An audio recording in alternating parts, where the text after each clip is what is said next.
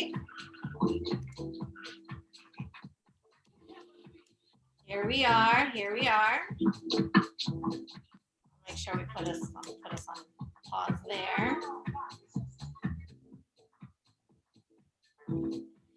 All right, so we are going to get ready to start our live leadership chat. Kai, we're now live on YouTube. I usually also like to pull it up on my phone. You all, this is officially my second YouTube show, so I'm still working and making sure that I have all our pieces together.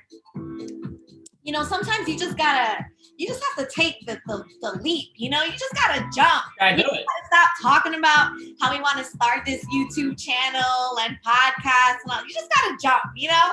And, you gotta do it. And you know, we're just modeling that. I agree. I agree. I had a conversation this morning with a group I'm planning with at Georgetown, and we were like, let's just set a date. We're telling everybody there's an event. We don't know what the event is. We got a date. Let's just do it because we keep talking about it. You just gotta jump sometimes. So gotta jump. All right, cool. So my name is Noemi Pavone. For those of you that are new to the channel, hi Dina. I see Dina in the chat. My name is Noemi Pavone. I'm the CEO and founder of the Pavone Leadership Firm. I am a leadership coach. I absolutely am passionate about education and leadership transformation, because ultimately when the leaders are well, we know that organizations and students in education do absolutely well as well. I want to thank my co-host today, Kai Adderley. He is also the CEO and founder of the Adderley Group. I was going to say the Kai Adderley Group. Of the Adderley Group, and he's also the CEO and principal of Vision Academy up in Philly. Oh yeah. So, what was that? I said, oh yeah, Philly. Philly is in the house. So drop the chat if you are viewing us. Drop what city you're logging in from. I'm in Atlanta, although I'm a native New Yorker, but Atlanta's my new home, and I know we all know Kai's up in Philly. So Kai, to start us off, what is one thing that made you feel alive this week? One thing, let's just talk about it. I had to think about this as well, but I'm going to think about it on the spot as well. But I'd love to hear from you. Well, there's several things, and usually I would start with my kids, because part of them making me feel alive is them waking me up. So, you know, my 1-year-old often is screaming and hollering like around 5 a.m. Wow, 5 a.m. early birds, huh? Oh yeah, that's late for him. But I think it was like a reminder just of, you know, what's important, right? Like we were, you know, everybody was deep back into the school year, into your work mode. You know, we all know about what happened at the Capitol, and people were feeling heavy about that and different ways about that. And then, you know, then there's his cry, right? Or my daughter's cry. And it's like, all right, you know, you instantly have to tune whatever out and go focus on, you know, that need. So every day and definitely this week, I've been feeling the love of family and the kids, and, you know, modeling for them during these tough times, and speaks to leadership, right? Like things are happening. People were stressed out the day after the stuff at the Capitol, back at school. And it's like, as the leader, what tone are you going to set? You know, what are you going to pay attention to, and keep everybody focused on that mission? So, you know, I thank my kids for keeping me focused and grounded on always modeling and always leading. Kids are definitely an amazing source of inspiration. I don't have kids of my own, but my nieces and nephews, like if I just need some energy, I go around them. And if you follow me on, which you do follow me on Instagram, but if anyone out there follows me on Instagram, then you'll see that occasionally put some information up. For me, the moment that made me feel alive this week is I was actually working with the Latin American Association in Georgia, and with their youth program, and just kind of, you know, analyzing, seeing how they make everything work. And I just love how in their youth program, they had a college, you know, a college pathways session with parents. It was both in English and in Spanish, and students. And you'd be surprised. Even we're in January, and there are students and parents who are seniors in high school and still don't know, how do I get my kid into college? How do I do all of this? And so it was so amazing to see the leaders that are over the youth programming there lead this session. And then also just like be able to see, listen, like these are the 3 things that we can do to really increase like engagement in this area and all of that. And so, that's just always a pleasure to be a part of those spaces and engage with them. So. Yeah, absolutely. So, all right, Kai. So these live leadership chats, for everyone who's just tuning in, we started our platform on Instagram. We decided to shift to YouTube because of accessibility. There were a lot of leaders that we were hearing from that follow us on other platforms like LinkedIn and Facebook, and they have been wanting to tune in and tap into these conversations. And so we wanted to be responsive to our following and offer these small tips, case studies, real life case studies and scenarios, real leaders, authentic leadership, and just unpack these case studies, right?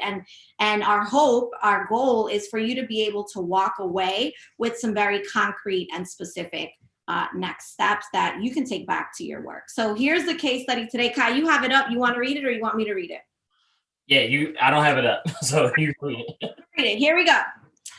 Leadership case study. So this is really centered around potentially toxic work environment.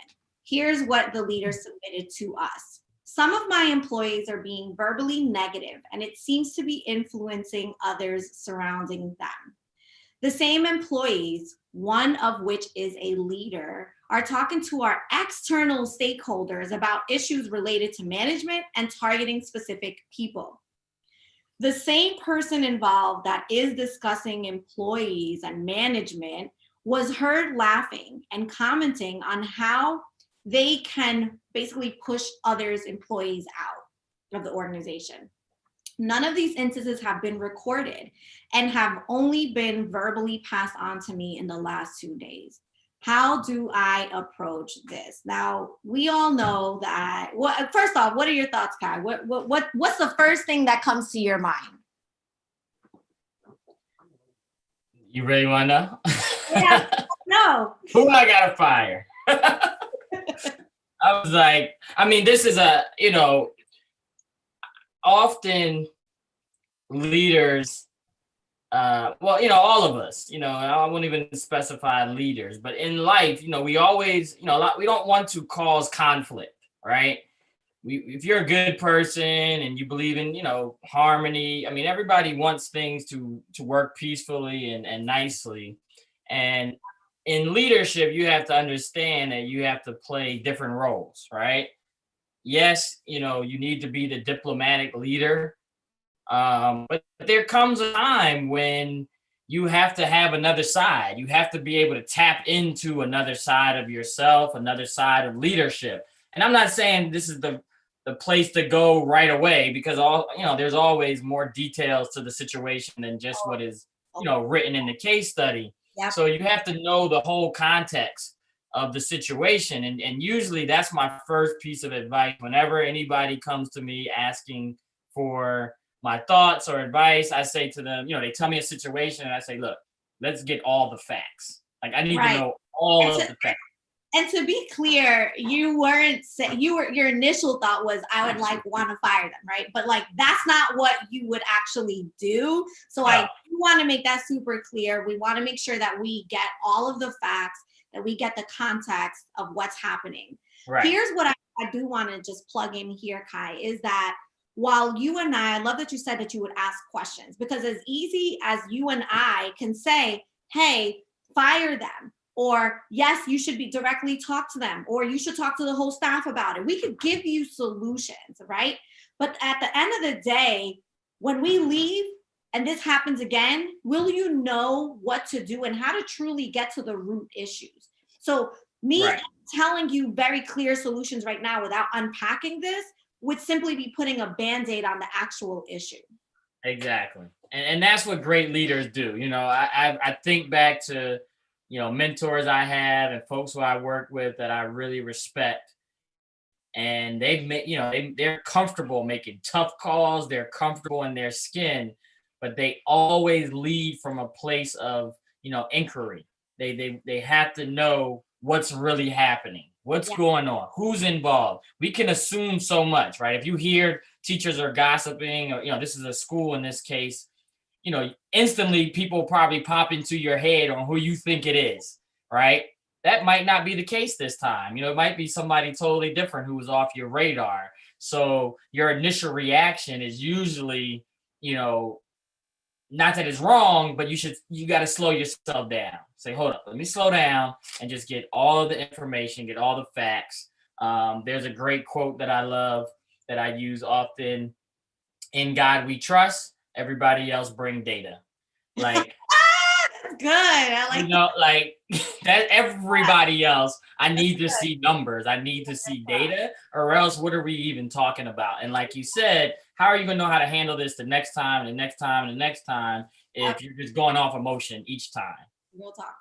So, Kai, all right. So we know that there is an element to this that is obviously toxic, right? Like you Yeah. have, particularly on the leadership team, this would be categorized as a toxic work culture, particularly because you got someone on the leadership team with a lot of influence who is causing separation and friction in the organization.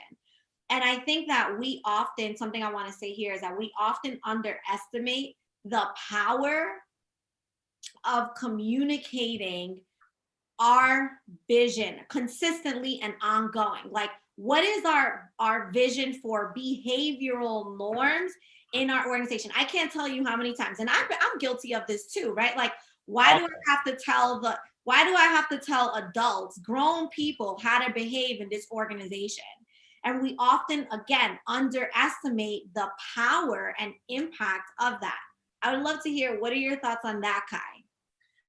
Yeah, I mean, again, it all comes back to modeling and speaking school specific. When you're giving teachers feedback, a lot of times, that's the feedback that we're giving. We're telling our teachers, hey, you have to model the right thing. You have to model this. You have to remind them they're only 10, they're only 12, they're only 15. We're constantly saying that in our feedback, but then we're not constantly doing that ourselves, right? Yeah. And just like you said, we're guilty of it ourselves. Every single staff meeting, at the beginning of the agenda, we have our mission, we have our vision, and then we have our team norms, right? Yeah. Every single staff meeting, I fly by those and I don't even, touch on them. I'm like, well, let's just get down into the agenda. Everybody knows these. And Yeah. it's those days where I have to just stop myself and I say, wait a minute, I have them there for a reason. We need to read them again. We need to remind ourselves, why we're here, what our vision is, and what our norms are. And so, to your point, we think adults, once you tell them something once, you're like, well, they're adults, they should know. They do not know. We do not know. You have to constantly remind, and it just creates good practice and a good muscle for you to have in your organization. Right. So when things like this do come up, it's easily the point. One thing that another mentor told me, you can always answer any tough question one way, right? When a teacher, a parent, anybody comes at you with something tough, you can say, well, how does that align to our mission and values? Yeah. Yeah. That's it. Yes. And how does that align to our mission and values? Good. And then be quiet and listen. Right? You said a lot of things. I want to go back to what you said around like your meetings, and because right now, like, we're focused on this first thing of expectations, right? Like setting a clear vision. Again, we're addressing the root issue, which is the toxic work environment. So before we go into giving you a whole bunch of like quick fixes, right, we're going deep in and unpacking it so that you are able to walk away considering some very key, strong elements, as well as having the key little action steps that you may consider taking. And so want to go back to, you said norms. You have them in meetings, they're posted, and so we often fly by them, right? And it doesn't, reinforcing norms doesn't always mean that we're reading them in meetings as well, right? Reinforcing norms could be celebrating when they actually happen, or naming them, just naming when they actually happen. Can you give an example maybe of a time where you have done that with your staff? Well, yeah. So, and I keep quoting, my mentors, right? Because I just learned from people who are greater and have greater experience. And we've all heard the expression, keep it simple, stupid. Like keep it simple, right? So when you think when I think about the norms that we have, really it centers around and if you're familiar with the responsive classroom model, it centers around respect, right? And if your only norm is to be respectful, that's enough because that can show up in like any and every way. And so in our norms, we have the power, the power of three, which is respect for yourself, respect for others, and respect for your community. And so to your point, we'll start meeting sometimes and say, hey, what are examples on that people can name on how our power of three showed up this week? Yeah. People might talk about self-care, like, oh my gosh, I was just, I was feeling so down and I really want to, respect myself and my time. And I blocked out some time and went, and did to spa or went running or whatever it may be. And then, teachers start talking about things that they notice kids doing. Oh, I saw kids, doing blah, blah, blah, blah, blah, respecting the community, respecting themselves, respecting others. And it all reminds us, like you mentioned, of our norms. We didn't read the norms in the list, but we're, a lot of people start their meetings with shout outs, or whatever you want to call them. And shouting out is great, but shouting out, and it's tough to get to this place, but when you can start writing and shouting out and using the language of your norms or of your vision, if you say excellence or something is in your vision statement, then you want to use that language, right? When you're talking, right? This week I noticed excellence in blah, blah, blah, blah, blah. That reminds everybody of your norms, of your values, right? Compassion is one of ours. So we talk about, where have you seen compassion show up and how? So that's a great way to start any meeting or any conversation, even if you're talking to a parent or somebody that's irate, a teacher, hey, are you being compassionate right now? It's really hard for us to reach our goals, if compassion is not part of this conversation. No one's going to argue with that because that's what they signed up for. Right. So you mentioned a few things. Number one, beyond just we can agree norms, values, those are all part of your vision, and you being able to clearly have that, not just say it one time in the beginning of the year, right? But having it written and constantly coming back to it is critical. And the ways that you come back to it is not necessarily, you got to go beyond reading norms off of a paper, right? Reading values off of a paper. We have to go beyond that. And some of the ways that Kai, that you just mentioned, is asking reflective questions. How did compassion show up for you this week? It can be celebratory. Do you have, let's give shout outs for examples of compassion that we saw this week. How did it show up in our work this week? Let's celebrate it. Yep. And this doesn't mean you got to go have a party and buy this person gift cards and all that, which is nice, but like, it can be a simple, let's snap it up. Let's give them applause. Let's give them some shine. Let's just name it. Right? If you are not creating intentional deposits into your culture to reinforce those behaviors you want to see, then you're going to have a culture that is going to, that's just going to create itself. It's going to mold to whatever it is that people think, it should be. Exactly. And the other thing to point out here is you don't have to have this complex matrix to start with, right? Yeah. You can just start with one of your values, right? Just one. You don't have to say, oh, I need to meet with the leadership team. We got to plan this out and we got to plan the PD. No, the mission statement is already there. The vision statement is already there. You can pull that out the next meeting and say, hey, let's pick one word from the mission statement or the values statement, and we are going to use that word in our shout outs today.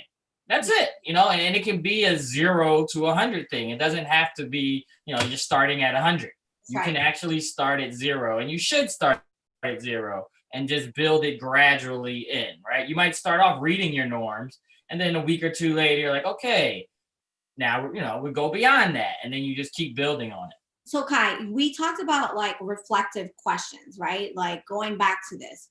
One thing that I think is also critical though is leadership starts with self. It starts Sure. with you. And I think that we would be doing a huge disservice if we did not talk about the type of self reflection that in this particular case study, right, my employees are verbally being negative towards one another, influencing the people around them. Someone on my own leadership team is talking and laughing with other people in the organization about how they, enjoy pushing others out and all of that. Like, we got to put the mirror up to ourselves and ask ourselves, what is it that we are doing or not doing to reinforce these behaviors? And that's a real, like the book Good to Great, that's like about facing the brutal facts first with yourself and then the organization.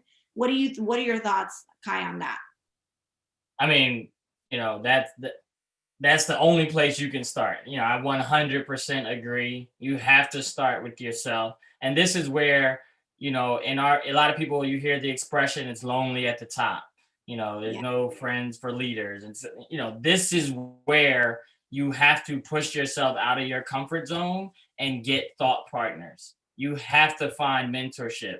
You have to, hire a consulting firm or whatever you need to do so that you're bouncing off your reflections with somebody else. Yeah. Obviously, you can't do that all the time with your staff, but you have to have, even if it's a friend that that's in the same position that you're in, put them on a speed dial, a chat group or something and say, hey, this is what I'm thinking, what are you thinking, Yeah. right? And always bouncing that off, starting with, yourself. Like, hey, I ran this meeting, I did this, my staff is that, my culture is this. It's not them, and I shouldn't have hired them.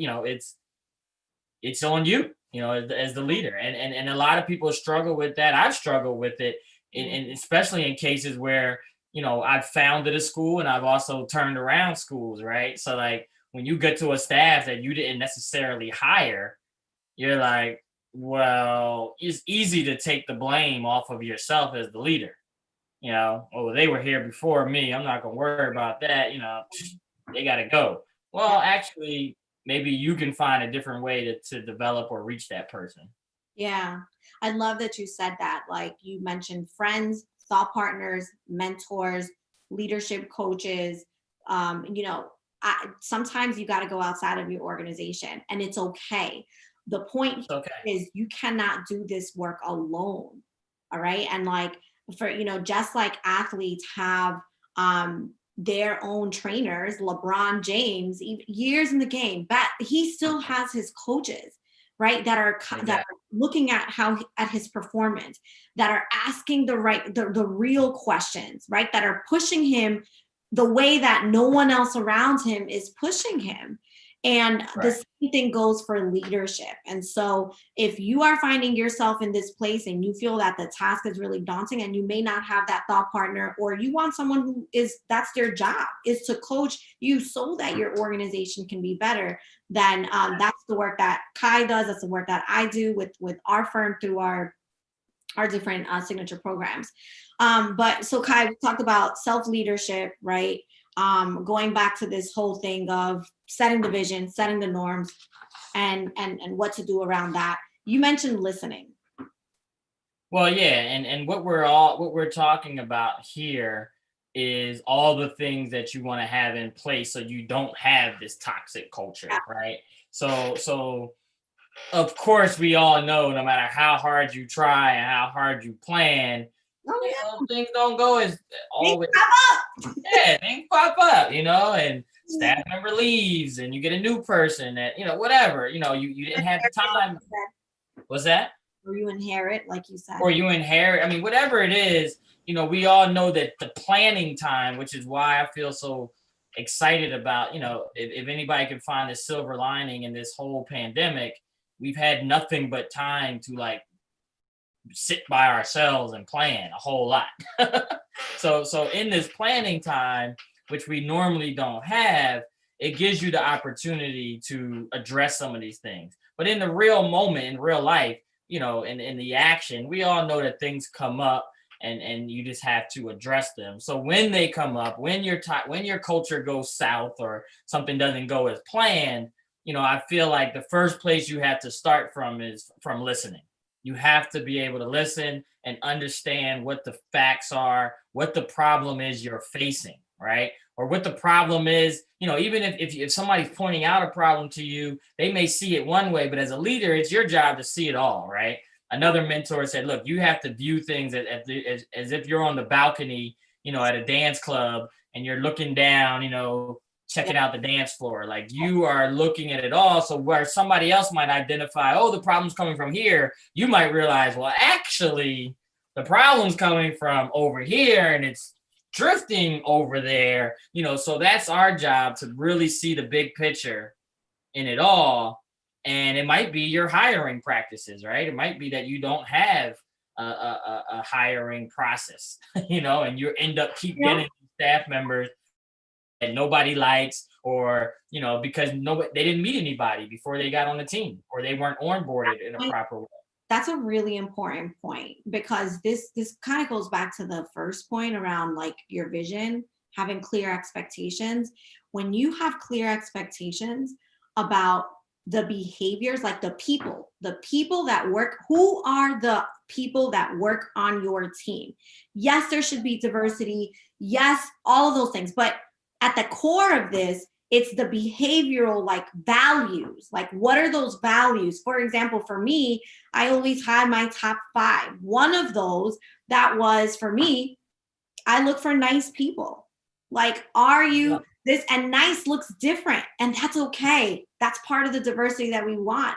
But at the end of the day, I don't want to teach you how to be nice, particularly in schools. When our kids come in with whatever it is that they're dealing with, this should be a place of, solace, a place of healing, a place of empowerment. And so that was something that I look for. But I love that you said your hiring practice, part of that being, oftentimes a lot of leaders, both in and outside of education, that's not even a part of their conversation when they're hiring people. It's just whoever applies, whoever meets the credentials for the position, whoever goes to the and again, like in leadership, we get caught up, right? I mean, you made an analogies to sports.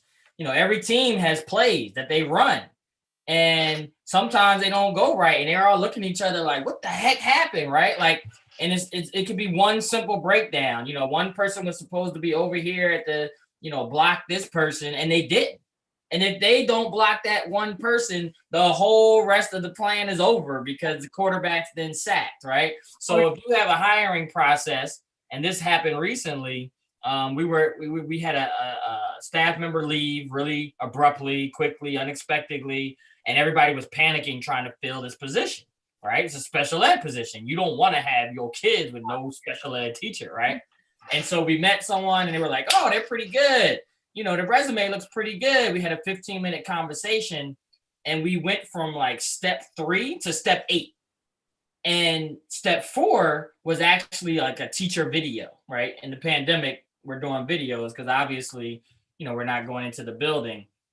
And we skipped the teacher video, and we got to step 8, and somebody else on the team was like, where's the video? Like, we don't know. We've never seen this person. They might not even know how to work Zoom. Like, we're in a virtual situation. We need to know, like, can they do this? Yeah. And people were like, oh, whatever. They went to such and such college. They better, of course they can work it, and da da da da da.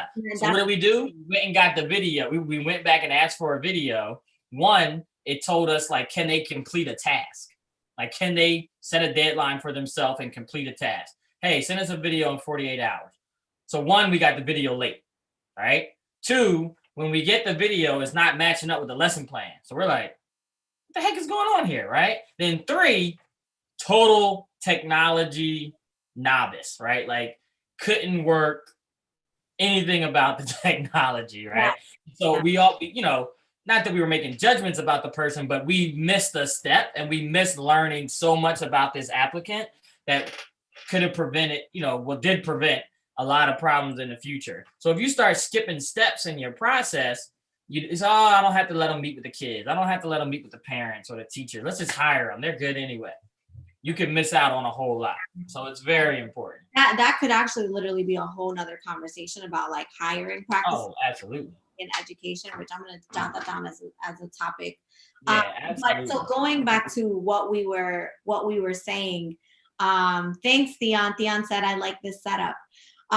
So we were talking about. I don't know. He's in Canada. Yeah, what's up, Theon? I'm teasing. What'd you say? I said I'm teasing him. Oh, okay. All right. Light jokes are good here. Laughs are good. It's Friday, y'all. We need to keep this laughing and the jokes coming in. So we know that vision has to be set. Self-reflection is key. We talked about listening, how you have to listen. You got to survey the whole, I like to say you got to be willing to climb the tallest tree in the jungle as a leader, because sometimes you literally feel like you're in the jungle, and survey and be willing to say, wrong direction, whatever, right? So here's the deal. Let's talk about for specific leaders in this situation, okay? You got what could be considered a bad apple on your own leadership team who talks and gossips negatively about the staff. So now there's a whole nother subculture in your organization of people who are also a part of this gossip culture. One of them who got caught, right? Or someone overheard them laughing and saying, yeah, I know exactly how to push people out in this organization. Toxicity. So as a leader, we're saying what you said, Kai, is listening is key. So let's offer some very concrete strategies of how your listening journey almost begins, right? Like in this case study. Yeah. So what was that last thing? Who would you start with, or how would you begin? Well, yeah, that's exactly what I was going to say. I'm starting with my leader, right? I'm going. Yeah, say it again. I'm sorry, I'm not going to talk over you. Take notes. I'm saying to our audience, yeah. So start with your leader. You they're on the leadership team for a reason. Leaders, we have to hold ourselves to a higher accountability level, and hopefully that's the person that's going to help you fix this. And that's the other thing, as leaders, we have to understand you don't have to, and you shouldn't be fixing this all alone.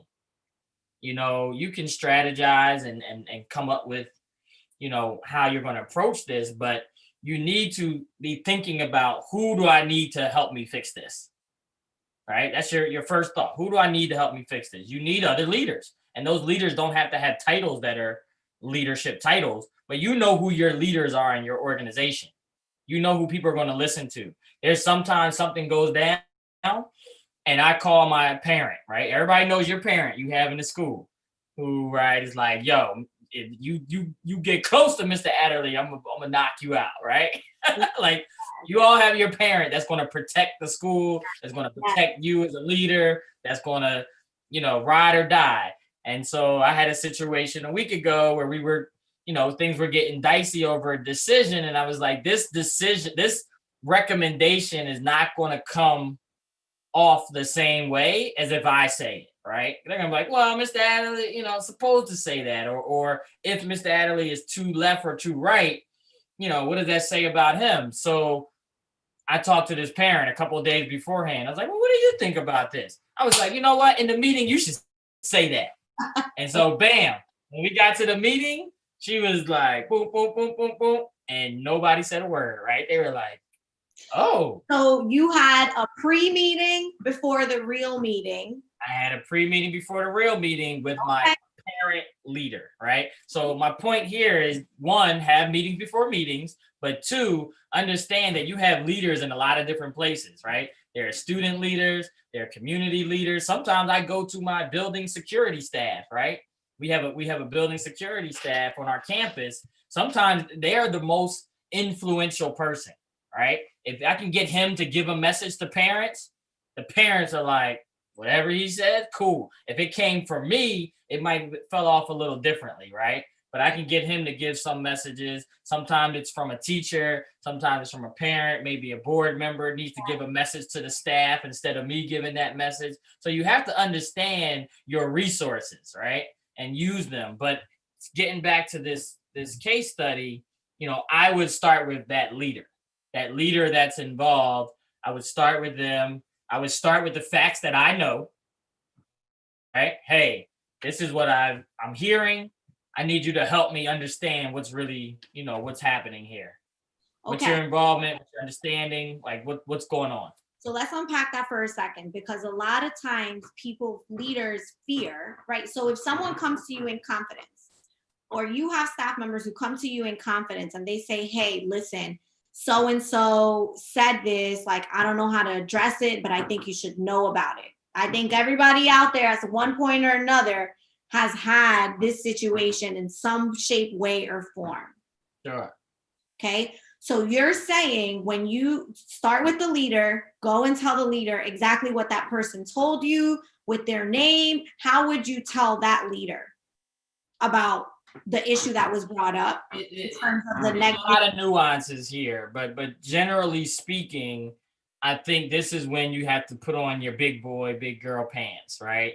And you have to, again, like I said earlier, you share the facts that you have, right? And if your leader cannot accept that, then you need to maybe question, their leadership role and position and capability. But I would come straight with, hey, this is what I'm hearing. It was brought to me in confidence, right? Because people on leadership teams and leaders need to know when something is brought in confidence, it needs to stay there. Yes. Right. And if you have a leader and it's not able to do that, one, you need to know because as a leader, you say things all the to your time. leadership team that you don't want to get out. And it's not that you're saying things that is, bad, quote unquote. It might be the timing of a message. If you say, hey, we're having a snow day on Friday and it's Tuesday and the kids find out on Wednesday, you can just forget the rest of the week, right? You say, hey, we're not going to let the families know until Thursday. You need to be able to trust that everybody in that room is word is bond with that. I always say your leadership team, and this is a tagline I use, like, we are one band, one sound. We can disagree behind closed doors, right? We can hash it out. But at the end of the day, when we all walk out of this room, we are all saying the same thing. Because when there is dysfunction, starting at the very top with leaders, please believe that dysfunction is a domino effect on the rest of the organization. So I love that you said start with the leader. Start behind closed doors first. You would name the facts. Someone came to me in confidence, and here is what I heard. Look. Could you say a little bit more about what happened? Right. Like, I think, let me say, this is really important. Sometimes we approach a conversation with anybody, with whether it's our leaders, the people we manage, our students, our kids, and we accuse them. Like, off the rip, our question is already framed in a way that is almost accusing the person. And I think it is absolutely important to start with really open-ended questions like, hey, can you share a little bit more about what happened? Yep. Leave it open-ended. What would you say? So this made me think of two quick things. And the first one is, again, just that transparency, and hopefully it's built into your values, right, of the school and your mission. Like, you need to sit the person down and just have a real talk and say, look, I am in a really tough situation. I'm in a really tough spot. I need you to help me get out of this spot. Whether you're involved in it or not, I still need you to get us out, right? Because it's not about me. It's going to affect the children ultimately, right? Keep the mission in front of you. If Yeah. we're here for the children, and if we're here to do X, Y, and Z for children and to build citizens and, start quoting the mission, I need you to be able to share with me X, Y, Z. If you can't share those things with me, then I have to question your role on this leadership team, Yeah. right? So, it's really, really important that, going back to what we were talking about in the beginning about just building culture, like you got to build relationships with all your people. You got to be able to talk to them.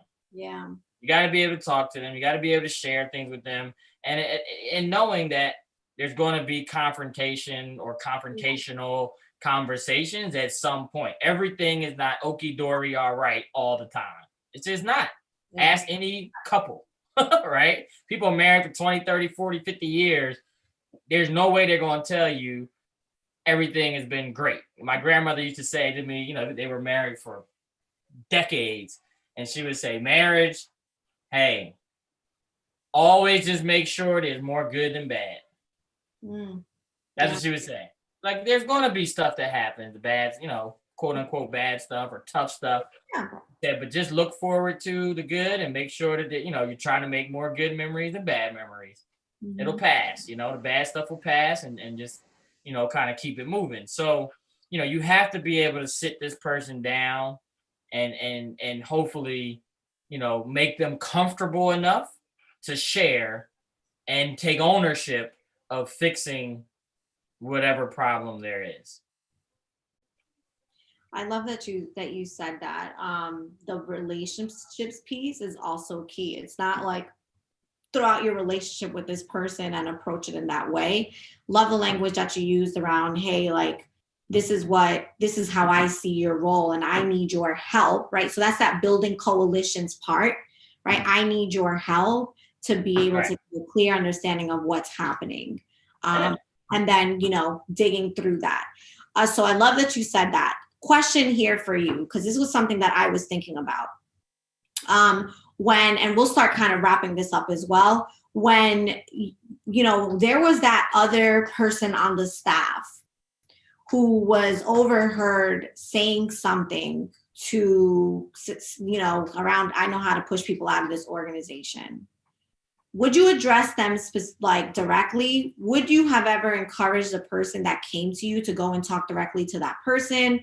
Tell me, what would be your steps? I'm interested to hear what you have to say because I have some thoughts on this. Yeah. So, and this was going to tie into what the end of my second point was earlier that I cut off because I felt like I went too long on the first point. But anyway, as a leader, again, let's take it back to we have to understand big picture. You have to understand your tip as a leader. Most of the time, your role is to be on the rooftop, on the balcony, however you want to describe it. You have to be looking at this humongous enterprise, right?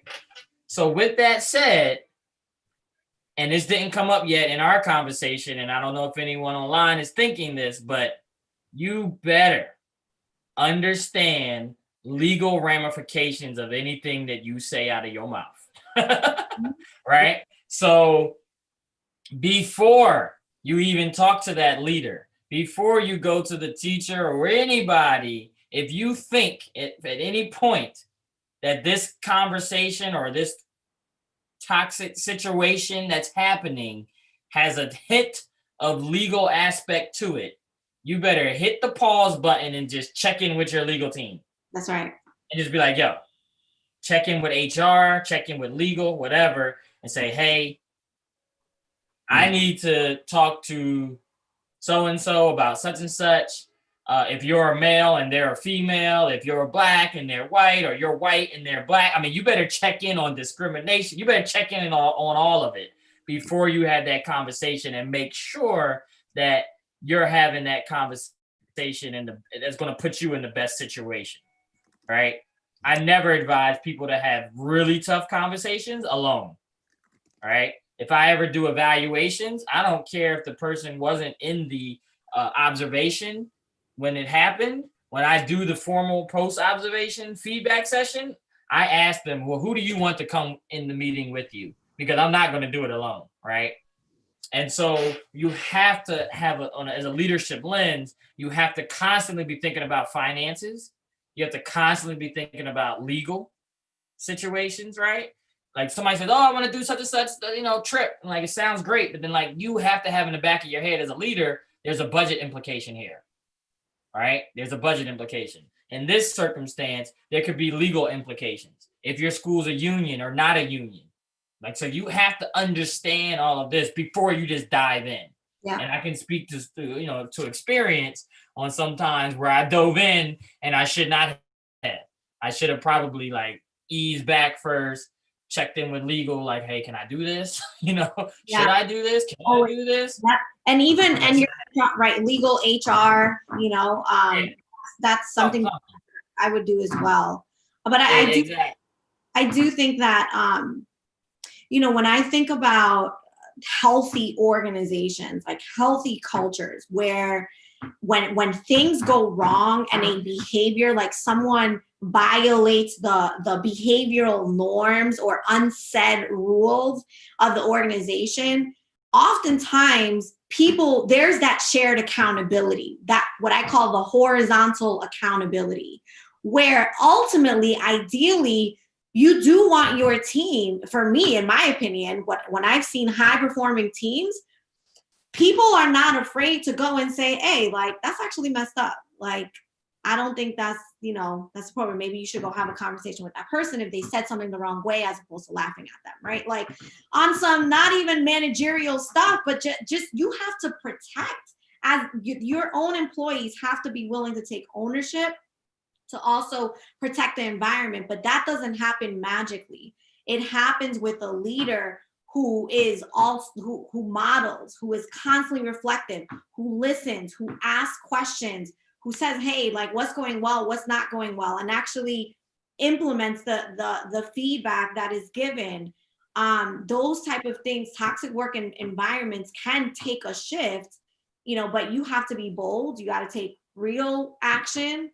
Yes, in a healthy environment, I would go and say, hey, go have a conversation. However, in an unhealthy work environment, that's when you probably more than likely will check with legal, right? Let me make sure that there ain't nothing coming back over here, right? Because that means people don't trust one another. That's why this is happening in the organization. Exactly. So, again, like, we're throwing out obviously examples from our, experiences, what we either went through or what we know. And there's a range of how this could show up. I've seen healthy schools and they've had toxic situations. Yeah. I mean, it happens, right?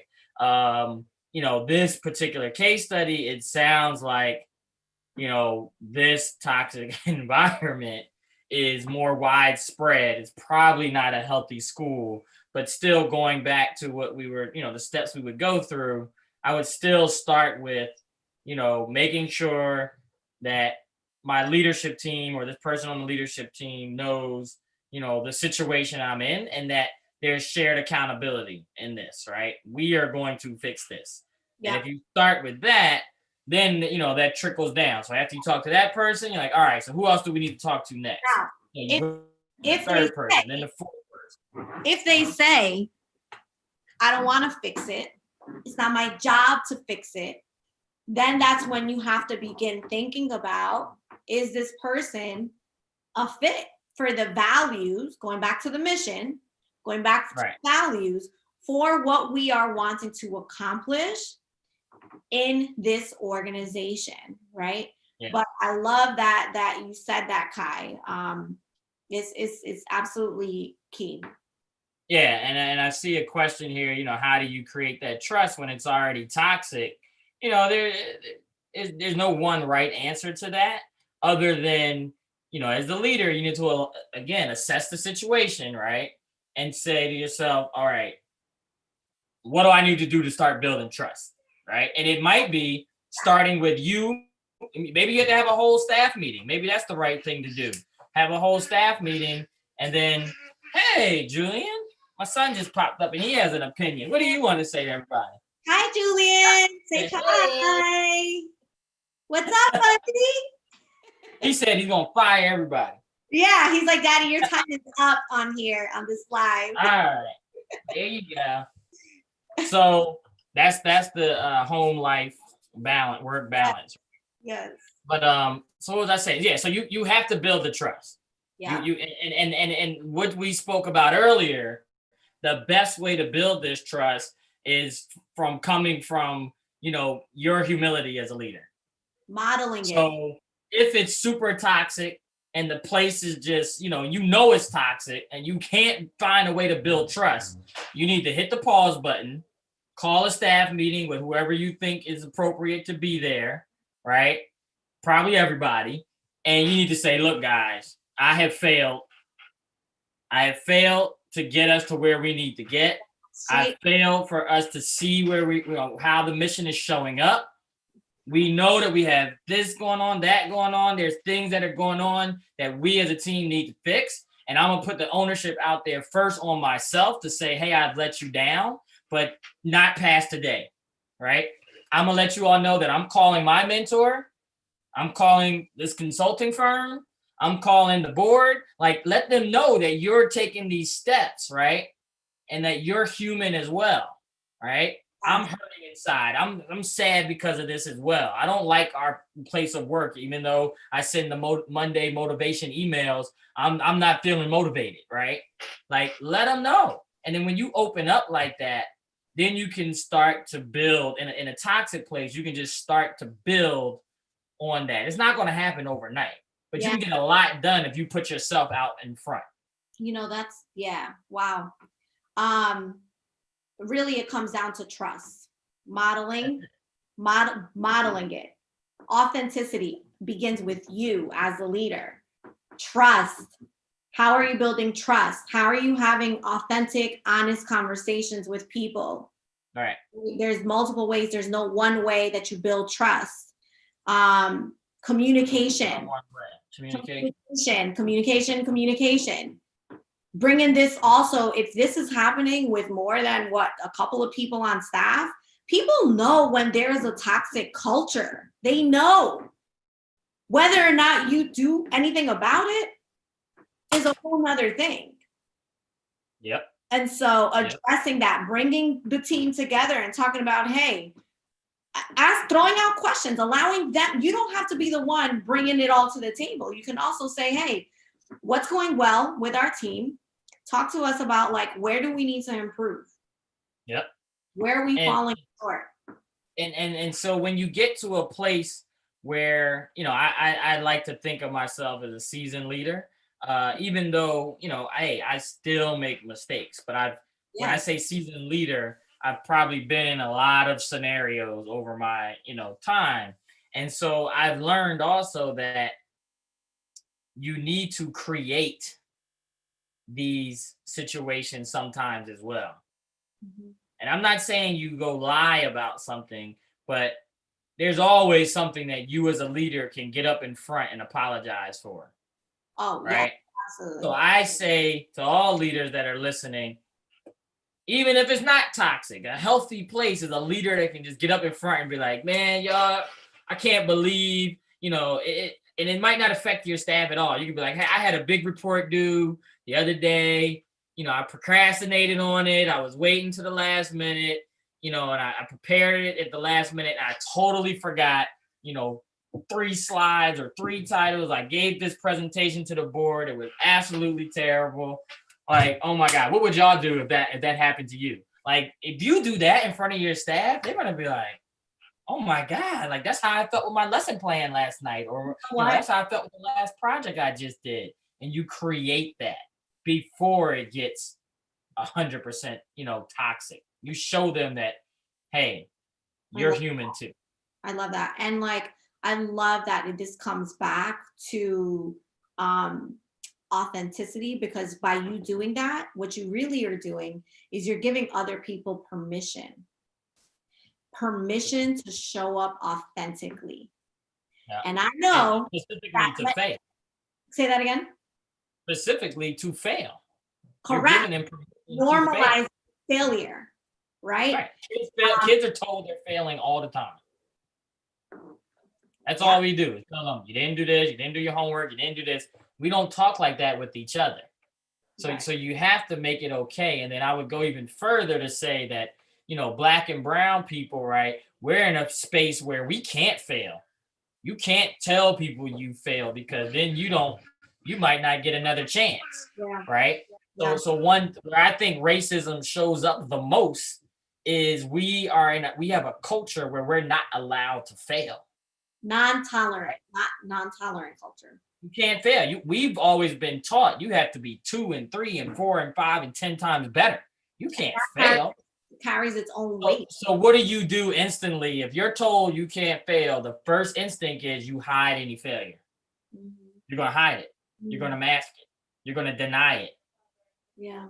Right. And we can't do that. We have to put it out there.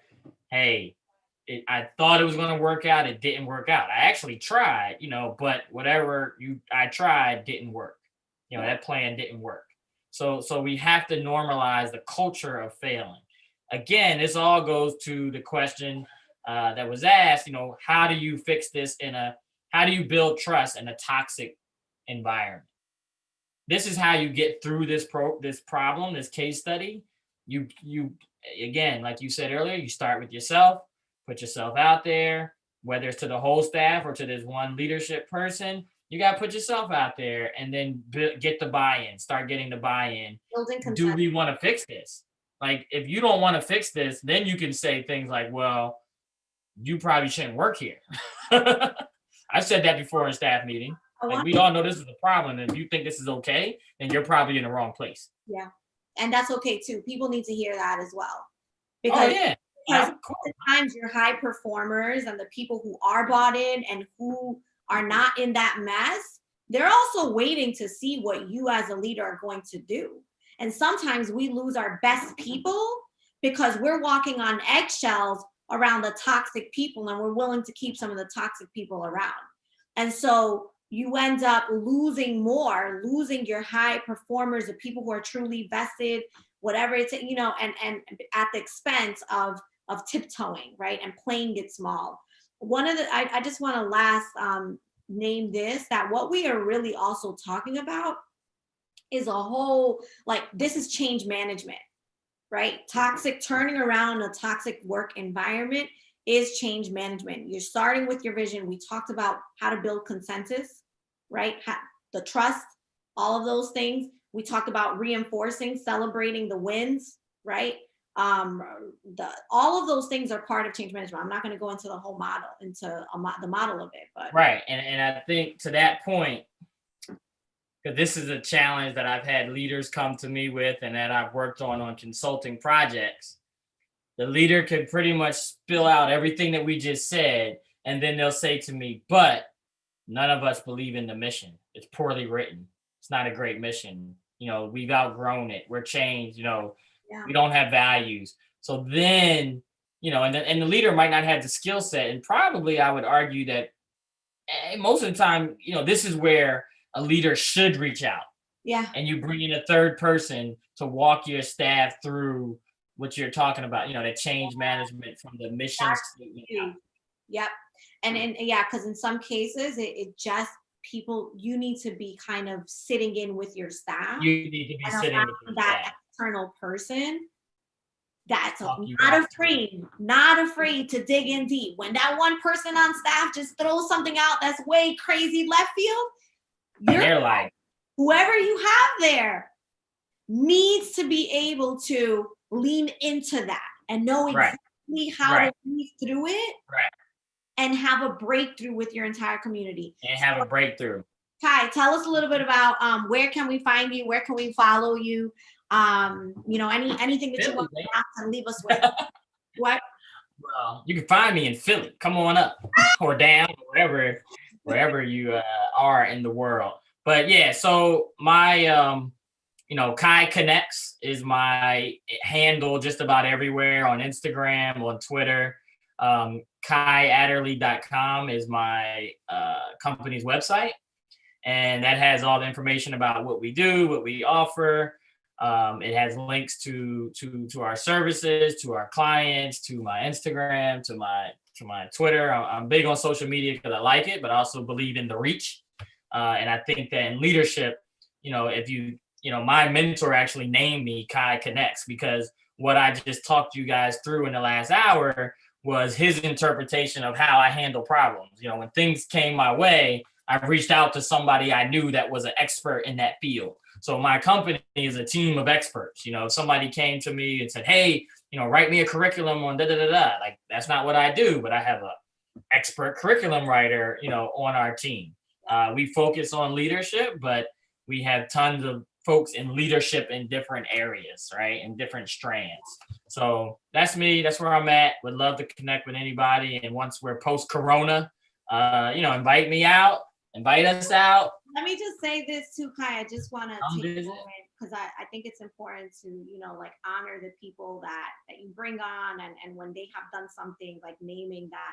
And I just want to name, like, when I first was when I was first starting this company, I called Kai and I had questions around like contracts and like, how do I do this and how do I do that? And so, Kai, I just want to thank you for your openness, that you just extending a hand to me as I launched the firm. And I love like what you're doing, the impact that you've had globally.